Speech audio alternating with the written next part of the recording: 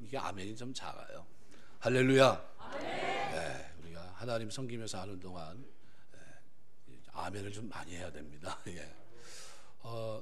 인사 한번 하시겠습니다. 잘 오셨습니다. 인사 한번 하시겠습니다.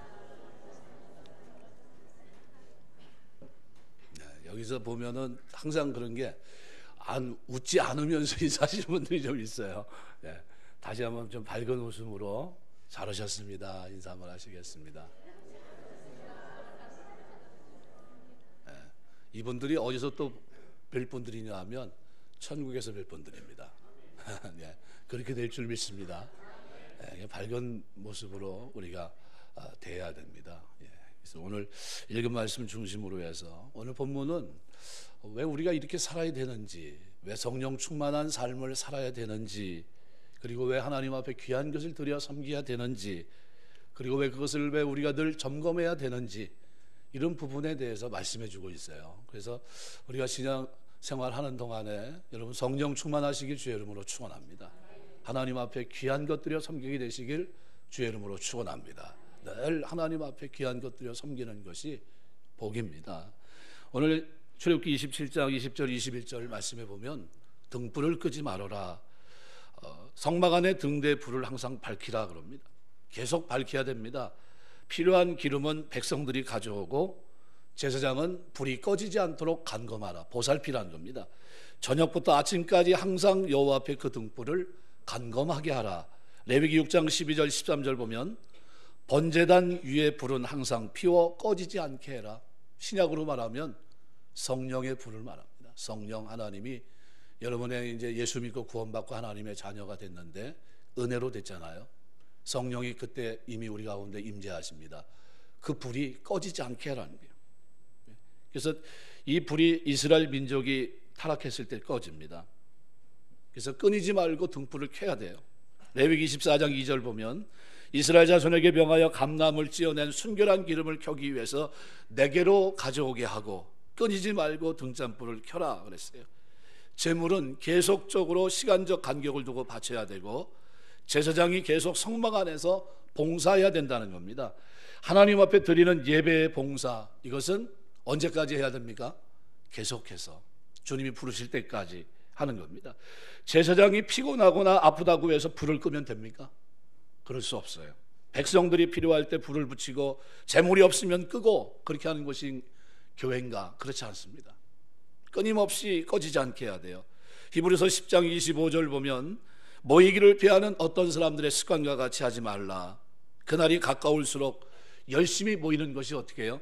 점점점 식어진다는 거죠. 모이는 것과 주의 재림이 연결되어 있습니다. 주님이 오실 때가 되면 열심히 식어져요. 사랑이 식어지고 모이기가 어렵다는 뜻입니다. 너무 바빠요. 천국 갈 시간도 없을 정도로 누가 와서 툭툭 치면서 천국 가자고 그래도 나 좀 할 일이 있으니까 난 나중에 갈게. 그런 세상이 지금 우리가 사는 세상이 아닌가. 마지막 시대를 살면서 우리는 무엇보다 하나님 앞에 예배하는 것을 우선적으로 생각해 봐야 됩니다. 주일 성수가 점점 어려워져요. 네, 그렇죠? 전에는 아침 저녁 예배 드리는 것이 맞는데 요즘은 어떻습니까? 요즘은 오후 예배로 다 바뀌었어요. 우리는 저녁 예배 드립니다. 상번제가 뭡니까? 이스라엘 백성들 삼공제 아침과 저녁에 드리는 예배예요. 편의주의로 우리 좋을 대로 예배 드리면 저도 편해요. 오후 시간, 저녁 시간 나 위에 쓸 수 있으니까. 그런데 이 주일은 누구 겁니까? 안식일은 주일은 주님 것입니다. 이 주님을 위해서 써야 맞는 겁니다. 그래서 주일 성수 못하면 등불이 꺼지는 겁니다. 그래서 등불을 끄지 말라. 지금도 나에게 하시는 하나님의 명령입니다. 말씀 앞에 순종해야 되고 이것이 영원한 규례입니다. 성막 안에 등불을 끄지 말라는 이 말씀이 오늘 우리에게 주는 교훈이 뭔지, 이 말씀에서 우리가 깨달아야 될 것이 뭔지 생각하면서 두 번째 시간을 우리가 생각해 보려고 합니다. 첫 번째로 예배입니다. 왜 등불을 켜야 되는가? 제사장이 성막 안에서 제사 활동을 하기 위해서 등불은 반드시 켜야 됩니다. 하나님께 제사를 드리기 위해 하나님과 교제하기 위해서 등불이 켜져야 되는데 등불이 없으면 교제가 끊어질 수 있습니다. 성막은 네 겹의 덮개로 덮여 있기 때문에 낮에도 빛이 없습니다. 빛이 없으면 일을 할 수가 없습니다. 구약의 성도들은 동물이나 곡물을 가져다가 하나님께 바쳤습니다. 죄를 속량받고 그 다음에 재난에서 피하게 되고 하나님의 축복을 받습니다. 신약에 와서는 성전 중심의 제사에서 회당 중심의 예배로 바뀌어진 겁니다. 그러면 똑같아요. 구약에는 그렇게 했지만 신약은 어때요? 예배를 하나님 앞에 드리는데, 그래서 히브리서 10장 5절 보면 세상에 임하실 때 가라사대 하나님이 제사와 예물을 원치 아니하시고 오직 나를 위해 한 몸을 예비하셨도다. 예수 그리스도의 보혈의 공로로 우리가 하나님 앞에 예배드리게 됐어요. 구약의 제사는 오늘의 예배입니다. 그 맥이 거기 있어요. 표현 양식과 순서가 다양해도 중심은 드리는 거예요. 제물입니다. 저와 여러분이 제물인 줄 믿습니다. 하나님 드리는, 예배는 보는 것이 아니라 어때요? 드리는 겁니다. 예배는 하나님의 요청이고 하나님이 주신 은사이고 동시에 이것은 축복입니다. 영적 예배를 드려야 돼요. 그래서 예배는 하나님의 사랑과 은혜에 감격해서 그것에 응답하는 표현이 예배예요. 경건하고 엄숙하고 동시에 기쁨과 감격이 있는 행위가 예배입니다. 예배는 하나님 중심이에요. 나 중심이 아닙니다.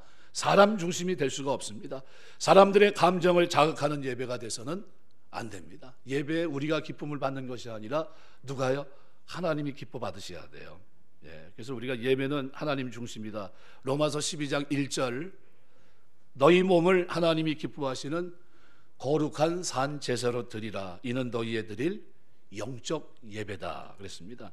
이 영적 예배라는 영적이란 단어, 프리마티코스라는 단어인데 이게 원래는 영적이라는 단어입니다. 그런데 사도 바울이 몰라서 이 단어를 쓴 게 아닙니다.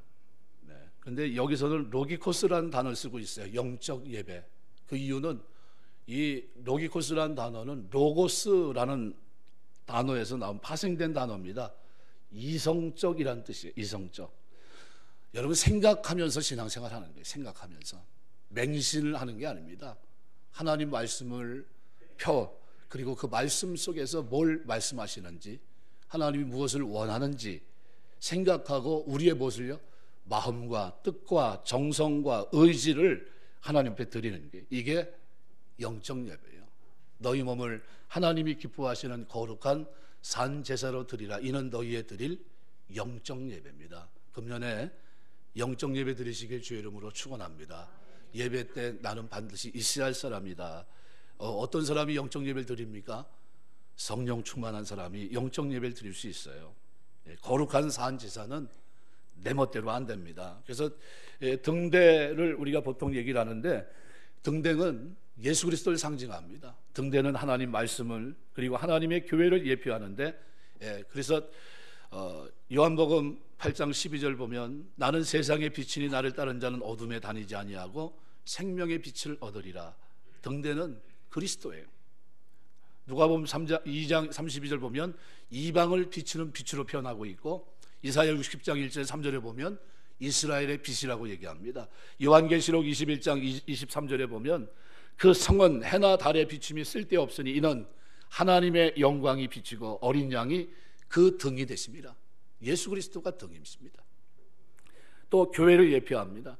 요한계시록 1장 20절에 보면 사도 요한은 7 촛대를 봅니다. 이 촛대는 교회입니다.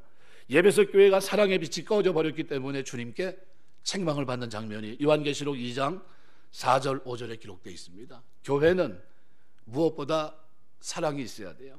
모든 봉사를 사랑의 근거에서 합니다.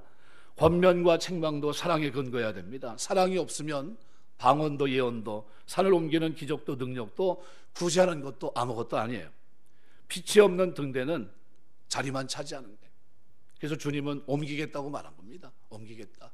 그래서 성령 충만해야 살아갈 수 있는 삶이 뭡니까? 등대로서의 삶입니다. 또 등대는 하나님 말씀을 고린도서 4장 4절 보면 복음의 광채라고 말합니다. 이 세상 우상이 뭔지, 이 우상을 믿지 아니하는 자들의 마음을 사람들이 어떻게 혼미케 합니다. 그리스도의 영광의 복음의 광채를 비추지 못하도록 막고 있어요. 시편 119편 105절 보면 주의 말씀은 내 발의 등이요 내 길의 빛이다 그랬어요. 이 등대 모양이 살구꽃이라 했습니다. 등대 모양은 살구꽃으로 하라. 이 살구꽃은 히브리어로 깨우는 자, 지키는 자라는 의미가 있습니다. 등대의 빛이 그럼 어떤 빛이겠습니까? 깨우는 빛, 그죠? 지키는 자의 빛입니다. 그래서 이 깊은 죄악의 잠을 자고 있는 세상을 깨우고 각성시키는 빛, 이것이 등부예요. 등대예요, 등대. 여러분을 하나님이 우리를 이 시대에 뭐로 부르신 겁니까? 세상의 빛으로. 너희는 세상의 소금으로 빛으로 부르신 거예요. 등대로 부르신 겁니다. 이 빛은 무슨 빛이요? 그리스도를 알게 하는 빛. 어둠을 벗어버리고 빛 가운데로 나오게 하시는 게. 이 등대는 하나의 줄기에서 6가지가 뻗어나와 있습니다. 한 군데 불을 붙이면, 기름을 부으면 다 빛이 발하게 돼 있어요. 원 줄기로부터 가지로 연결되어 있습니다. 원 줄기가 누굽니까? 그리스도. 우리 주님은 나는 포도나무요 너희는 가지라 그랬어요. 그리스도와 연합된 한 몸인 것을 등대를 통해 발견합니다. 그래서 내가 살아있다고 하는 것은, 내가 신앙생활하면서 살아있다고 하는 것은 그것은 뭡니까? 성령 충만한 가운데 빛으로의 역할을 다하는 거예요. 우리가 빛이라는 사실을 확인하고 사시길 주의 이름으로 축원합니다. 난 빛이에요. 여러분이 빛입니다. 한번 따라서 하시겠습니다. 나는 세상의 빛이다. 우리가 TV 보면서 안 좋은 장면을 보면서 막 욕하죠. 그런데 욕하지 마시고 왜 그렇게 됐을까요? 빛된 역할을 못해서 그래요. 그때는 뭐 해야 됩니까? 우리가 회개해야 돼요. 하나님, 내가 잘못 살아서 저들에게 진리의 빛을 비추지 못해서 이렇게 됐습니다. 용서해 주옵소서. 기도하셔야 돼요. 네, 그것이 올바른 겁니다. 두 번째로 오늘 본문에서 우리가 봉사를 생각해야 됩니다. 이스라엘 자손에게 명하여 감람으로 찌어낸 순결한 기름을 등불을 위해 가져오고 제사장은 등불이 꺼지지 않도록 간검하라. 백성들의 봉사와 제사장들의 봉사를 말하는데, 이 올리브유, 이 감람 기름은 3가지가 있습니다. 보통 올리브 기름이 있고 순수한 기름이 있고 순결한 기름이 있어요. 이 3가지 기름은, 이 셋 중에 순결한 기름이 가장 좋은 기름입니다. 왜? 냄새가 없기 때문에. 그런데 이 감람나무 열매가 처음에는 푸르고 그 다음에는 자주색으로 변하고 그 다음에는 검정색으로 바뀝니다. 그런데 맨 처음 푸른 감람나무 그 열매를 따서 거기서 얻은 기름이 가장 좋은 기름인 이 순결한 기름입니다. 우리가 하나님께 우리의 능력, 여러분이 주신 재능, 시간, 재물을 들여 봉사할 때 떨어진 이삭 가지고 섬기지 마시고 가장 좋은 것 가지고 섬기게 되시길 주의 이름으로 축원합니다. 떨어진 이삭 드리는 게 아니에요. 하나님의 일은 그렇게 하는 게 아닙니다. 교회를 섬기면서 제가 꼭 지켜야 될 것 가운데 한 가지 꼭 그걸 얘기합니다. 왜냐하면 잘 졌는데 지나가다가 좋은 물건이 있어서 저거 우리 교회 갖다 놓으면 좋겠다. 들고 와서 교회를 가져와서 써요. 그러면 우리가 봐도 좋은 물건이니까 쓰면 좋지 뭐, 이렇게 생각할 수 있어요. 그런데 하나님의 교회에 봉사하는 성도로 부름을 받았는데 뭘 가지고 봉사해야 됩니까? 첫 번째 거, 그러니까 내가 수고하고 땀 흘리고 노력한 거, 그래서 하나님이 받으시기 합당한 헌물을 주님 앞에 드리는데 뭘 드려야 될까요? 순결한 기름을 드리는 거예요. 그게 봉사예요. 그러면 지나가다가 있는 거 저거 쓸만하다, 들어다 교회에다 갖다 주는 게 봉사입니까? 아니면 자기 돈, 내가 쓸 돈이 있는데 미리 쓰기 전에 먼저 구별해서 그 다음에 사갖고 오는 게 봉사입니까? 후자입니다. 그렇게 하시길 주의 이름으로 축원합니다. 저는 개인적으로는 그래서 제가 아주 우리 여전도회나 제가 좀 자꾸 그걸 부탁을 드린 게, 교회에서 이제 여전도회 회비를 거둬서 뭐 이렇게 하는 건 다 상관없어요. 근데 대외적으로 막 홍보하면서 뭐 바자회를 하는 거는 저는 반대예요. 왜냐하면 그 반대하는 이유는 다른 것보다도 하나님의 일을 하는데 방법적인 면에 있어 문제가 있다는 거죠. 우리가 귀한 것, 열심히 노력한 것을 가지고 얼마씩 십시일반 걷어서 큰 사람은 크게 내고 작은 사람은 적게 내고 해서 그걸 가지고 일을 하는 거는 하나님 받으시는 겁니다.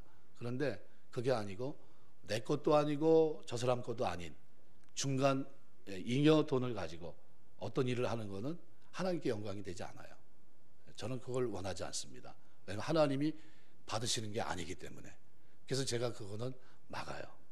그래서 하나님의 그 영광을 위해 살 때는 여러분이 구제할 때든 약한 사람을 돌아볼 때든 이런 일을 할 때는 여러분의 귀한 물질 들여 섬기게 되시길 주의 이름으로 축원합니다. 그렇게 하셔야 돼요. 그게 하나님 받으시는 겁니다. 그럼 하나님이 그럼 그 물질만 받으십니까? 아니에요. 다 받으십니다. 여러분의 헌물, 여러분의 시간, 여러분의 헌신 다 받으시고 받기만 하십니까? 아니에요. 반드시 돌려주십니다. 내 식물을 무리에 던지라 몇 날이 못되어 내게로 돌아오리라. 돌아오게 하세요. 왜? 심은 대로 거두기. 그게 하나님의 능력을 체험하는 비결이에요. 네, 비결이에요.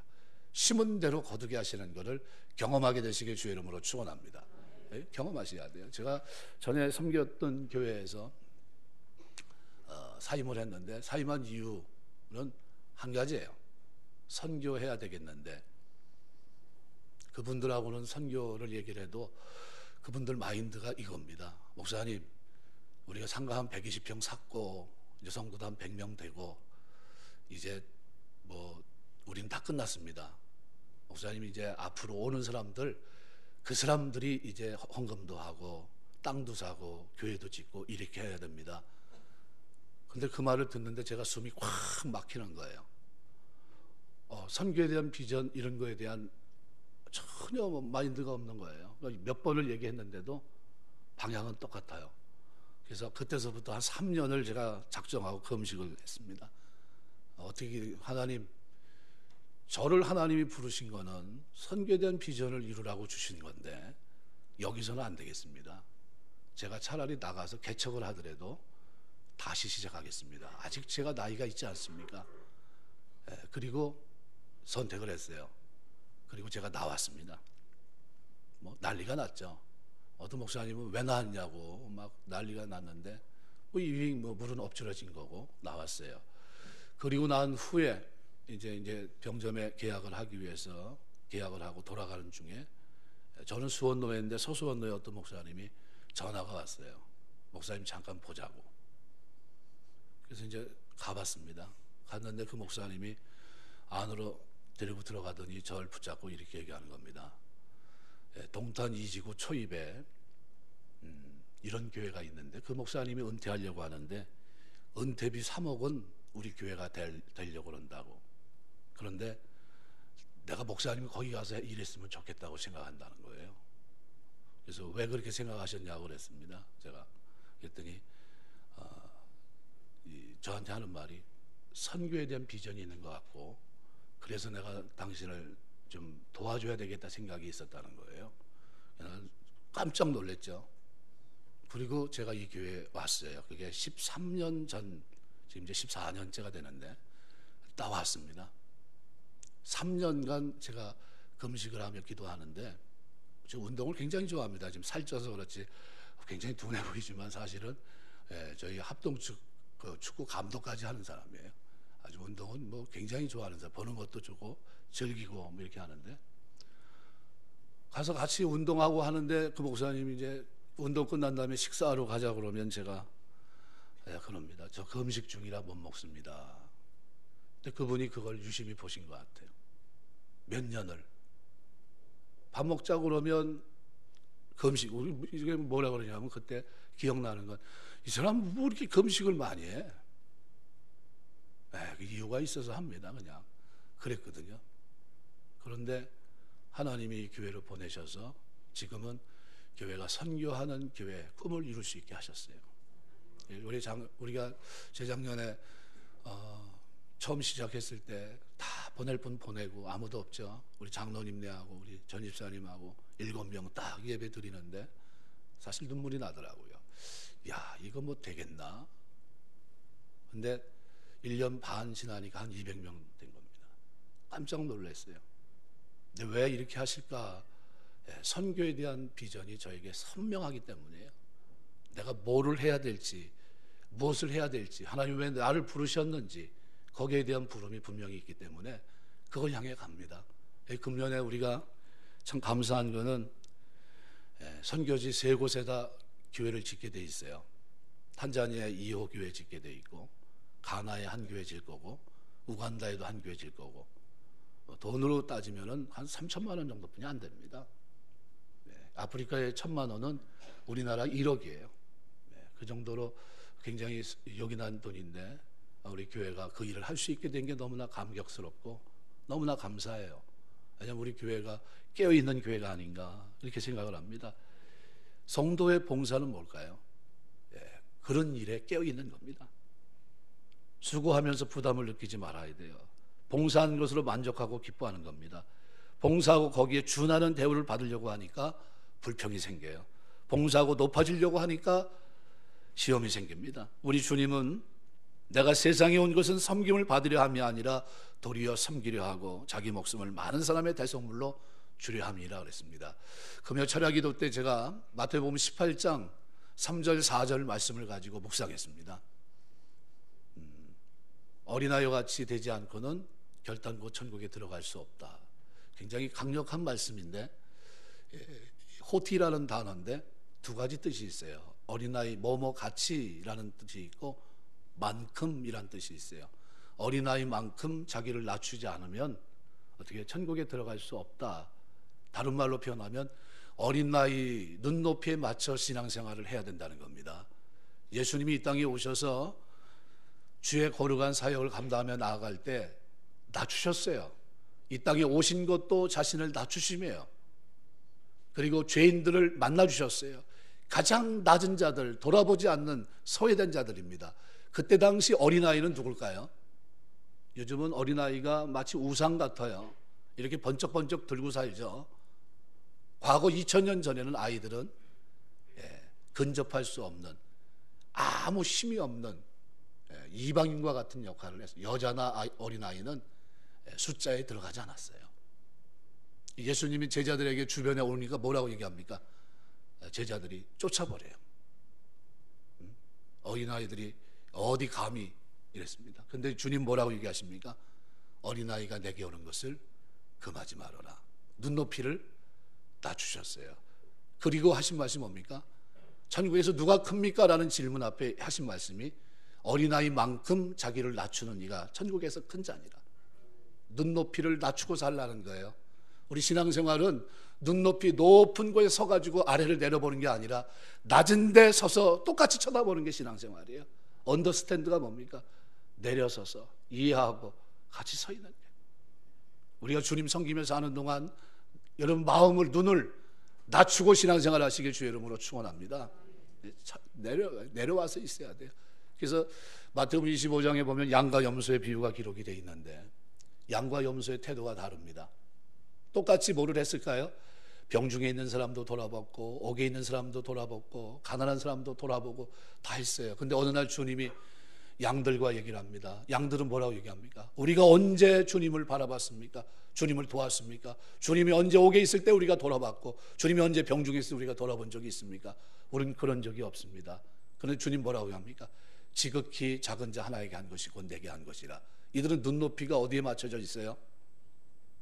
소외된 자들에게 낮춰져 있었어요. 그리고 그렇게 섬겼어요. 마땅히 해야 될 일이니까 그렇게 살아갔어요. 주님은 그걸 평가하신 거예요. 근데 이 염소들은 달라요. 똑같이 했어요. 우리가 주의 이름으로 돌아보지 않았습니까? 얘기를 했는데 주님은 그들을 향해서 너희가 언제 나를 돌아봤냐고 말씀합니다.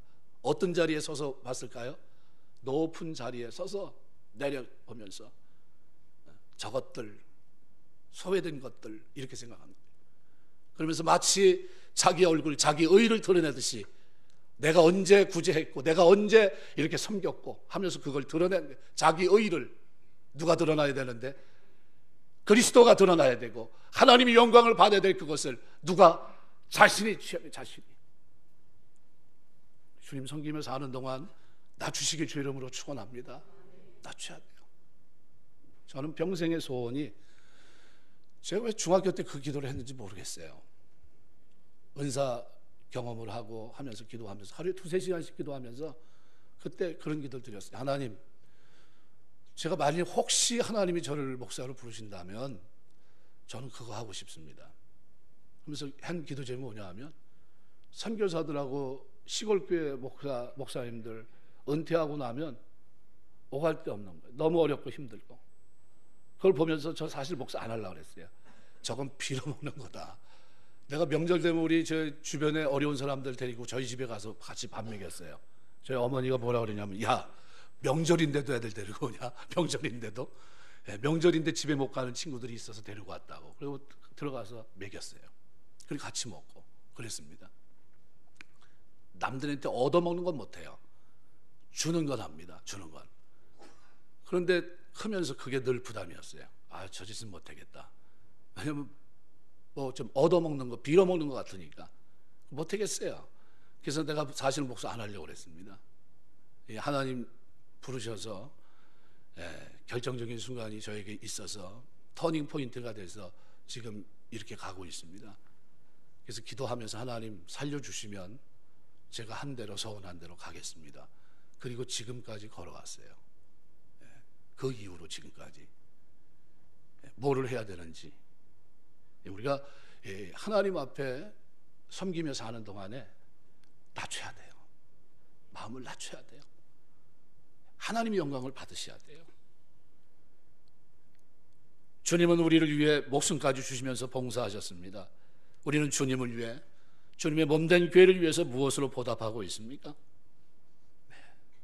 우리가 주를 위해 건강 가지고 봉사하면 건강 책임져 주실 것이고, 물질 가지고 봉사하면 물질 책임져 주실 줄 믿습니다. 봉사를 통해 얻어지는 영광은 오직 하나님의 것입니다. 하나님만 영광 받으시옵소서, 이렇게 생각하고 아무 말 없이 아무 행동도 하지 말고 누가 뭐라고 하든지 개의치 말고 열심히 최선을 다해서 섬기며 봉사하는 여러분 되시기 주의 이름으로 축원합니다. 하나님이 알아주셔야 돼요. 하나님이 마지막 순간 양과 염소를 주님 구분하셨어요. 자기 얼굴을 드러낸 사람들과 자기 얼굴을 감춘 사람들, 자기 마음을 낮춘 사람들과 자기 마음을 높인 사람을 주님 구분하셨어요. 너희 천국에서 누가 큰 자입니까? 라는 질문 앞에 대답할 수 있어야 돼요. 나는 어떤 모습으로 살아가고 있느냐? 사도행전 10장 38절 말씀대로 하나님이 나사렛 예수에게 성령과 능력을 기름 붓듯 했다 그랬어요. 그런데 이 일을 하는데 가장 중요한 일이 뭔가? 바로 성령입니다. 성령이 아니고선 이렇게 할 수가 없어요. 성령의 도움 없이는 주의 교를 섬기는 일이 힘듭니다. 너무 힘들어요. 그래서 미국 사람들이 욕하는 욕 중에 하나가 성령 받지 못하고 주의 일을 해라, 이게 욕이에요. 그만큼 힘든다는 거예요. 힘들다. 잘하려면 어떻게 해야 돼요? 성령 받아야 됩니다. 그런데 오늘 본문은 우리에게 성령 충만을 얘기합니다. 성령 충만은요, 뭘 얘기할까요? 바로 주인이신 왕이신 하나님의 종이란 사실을 인식하고 그 말씀에 아멘하고 사는 걸 말합니다. 계속해서 세 번째로 삶에 대해서 얘기합니다. 등불을 끄지 않는 것, 이스라엘 자손의 대대로 지킬 규례라고 말씀합니다. 이스라엘 자손은 오늘날로 말하면 성도, 택함받은 자입니다. 예수님께서 친히 말씀하십니다. 나는 세상의 빛이고 너희는 세상의 빛이라. 사도 바울은 하나님의 흠없는 잔으로 세상에서 그들 가운데 빛으로 나타나라고 말씀합니다. 주님은 내가 세상에 있을 동안 세상의 빛이라고 말합니다. 이제 주님은 이 땅에 계시지 않아요. 부활할 천국에 계십니다. 예수님께서 대책을 세우셨는데 그것이 뭐냐 하면 바로 여러분이에요. 너희는 세상의 등대라는 게, 등대. 너희는 세상의 빛이다. 마태복음 5장 16절 보면 이같이 너희 빛을 사람들 앞에 비추게 하여 저희로 너희 착한 행실을 보고 하늘에 계신 너희 아버지께 영광을 돌리게 하라. 우리 주님은 하늘 보좌 우편에 계십니다. 더 이상 세상에 있지 않습니다. 그러므로 세상은 주님의 빛을 볼 수가 없어요. 이제 세상이 볼 수 있는 유일한 대안은 여러분과 저입니다. 세상이 그리스도를 볼 수 있는 유일한 길은 우리 안에 계신 그리스도를 우리의 삶을 통해, 행위를 통해, 살아가는 모습을 통해 나타내는 것밖에 없어요. 그러므로 성도는 직장에서, 가정에서, 대인관계에서, 사업처에서 그리스도의 빛을 등대로서의 역할을 해야 됩니다. 복음의 빛을 비춰야 됩니다. 정치, 경제, 사회, 문화 모든 분야에 진짜 믿음의 사람들이 세워져야 돼요. 빛을 비추는 사람이 나타나야 됩니다. 밤에 달이 없으면 캄캄합니다. 햇빛을 반사하는 보름달이 비추면 어둡지 않습니다. 이처럼 그리스도의 빛을 사람에게 전달해야 될 이 빛이 바로 오늘 우리 등대예요. 그리스도의 편지입니다. 우리는 성경을 듣고 읽고 묵상하는 중에 깨닫지만 세상은 여러분의 삶을 통해서 그리스도를 보게 돼요. 그런데 우리가 등대가 제 역할을 하지 못하고 있다면, 그러면 세상은 주님을 만날 길이 전혀 없는 겁니다. 엘리 제사장이 노년의 여호와를 섬길 때 하나님의 말씀대로 하지 못했습니다. 아들들이 잘못을 보고도 가만둡니다. 이때 모습을 성경은 사무엘상 3장 1절에서 3절까지 기록하면서 하나님의 등불이 아직 꺼지지 아니하였다 그랬어요. 하나님의 등불이 어떻게 꺼져가고 있었다는 게, 꺼져가고 있었다. 뭐로 하니까요, 빛된 역할을 하지 못하니까, 등대의 역할, 삶에 있어서 제대로 살지 못하니까. 엘리가 제사장인데도 두 아들은 뭐라고 표현합니까? 엘리의 아들들은 불량자라 여호와를 알지 못하였더라, 이렇게 표현해요. 누가 그 역할을 못했다는 겁니까? 제사장이, 아버지가 그 자녀들 앞에 그렇게 살지 못했던 거예요. 거룩하지 못했다는 걸 반증하는 겁니다. 누굴 통해서요? 아들들을 통해서. 하나님의 법궤가 빼앗기고 엘리 제사장이 죽고 두 아들이 전쟁에서 죽게 되어 패전하게 됩니다. 그때 사무엘상 4장 19절은 그렇게 말합니다. 이스라엘에게서 하나님의 영광이 떠났다 그랬어요. 하나님의 영광이 떠난 것, 등불이 꺼졌다는 거예요. 등불이 꺼지면 하나님의 영광이 떠난 것이고 패전의 슬픔입니다. 같은 뜻에서 바울은 데살로니가전서 5장 19절에서 성령을 소멸치 말라, 성령의 등불을 끄지 말라는 거예요. 성령의 역사는 불로 나타납니다. 불같이 나타나요. 이 성령의 불을 받는 것이 은사이고 꺼지지 않게 하는 것이 신앙생활이에요. 여러분, 성령의 불을 소멸하지 않게 되시길 주의 이름으로 축원합니다. 여러분이 불이에요. 불. 한번 딱, 나는 세상의 등불이다. 믿습니까? 네, 여러분 등불이에요. 근데 여러분이 불이 흐릿흐릿한다든가 들어왔다 나갔다 그러면 뭐라고 합니까? 저 갈아야 돼, 이렇게 얘기합니다. 그죠? 불은 어떻게 해야 돼요? 항상 켜 있어야 돼요. 네. 켜 있나 보라는 거예요. 제사장에게 그 불이 제대로 켜 있나, 목사를 세워놓고 그 불이 제대로 켜 있나 보살피라는 게, 신방하는 거예요. 등록하시고 신방 필요하신 분 얘기하세요. 가서 뭐 어떻게 사나 보려고 하는 게 아니고 무슨 기도 제목이 있나, 신앙생활에 뭐 걸림돌은 없는가, 그걸 놓고 기도하기, 기도 제목 알아보려고 하는 겁니다. 그런데도 등록해가지고 목사를 초청하지 않고 저희 집에 한번 방문하시죠 얘기를 하지 않는 사람들은 조금 문제가 있어요. 그렇죠? 요즘은 뭐 개인 프라이버시가 너무 강해서 절대로 목사가 교회 자기 집에 가자고 얘기를 먼저 못합니다. 절대 안 합니다. 저도 절대 뭐 갈 테니까 준비하고 이런 소리 안 합니다. 전 여러분이 부르시면 가겠습니다. 네. 가서 뭐 하려고요? 기도 제목 알려고 갑니다. 뭐 때문에 고민하는지, 신앙생활에 문제는 없는지, 등불은 제대로 켜 있는지, 자식들은 제대로 살려놓고 있는지, 그래서 알아보려고 하는 거예요. 제가 뭐 답답하다고 그러겠습니까? 제 역할을 하려고 하는 게 제 역할. 새기시고 혹시 필요하신 분들은 전사님한테 얘기하세요. 저 만나자고 그러지 마시고. 그래서 이 장면을 알고 있었던 사도 바울은 디모데전서 1장 6절에서 내가 나의 안수함으로 내 속에 있는 하나님의 은사를 다시 분리듯 하게 하기 위해서 너를 생각한다. 안수받을 때 받은 성령의 불이 꺼지지 않게 다시 불을 피울 수 있도록 디모데에게 부탁하고 있어요. 이 불일 듯이란 말은 열심이란 뜻입니다. 여러분 마음 재단의 불이 계속 붙게 되시길 주의 이름으로 축원합니다. 낙심하고 엠마오로 가던 두 제자에게 주님이 찾아오셔서 말씀을 풀어 해석해 주십니다.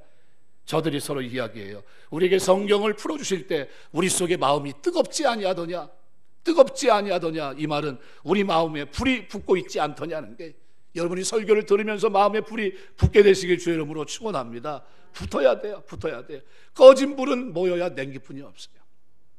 수십 명이라도 불덩이가 모이면 뜨겁습니다. 뜨거워야 봉사하고 사랑합니다. 성령의 불, 하나님의 말씀의 불, 기도의 불이 붙어야 돼요. 마음 재단에 붙어야 돼요. 여러분 심령에 붙어 있어야 됩니다. 다윗을 가리켜 이스라엘 등불이라고 했습니다. 그래서 백성들은 다윗이 죽을까 걱정했어요. 죽으면 불이 꺼지기 때문에. 이 시대 등불은 여러분입니다.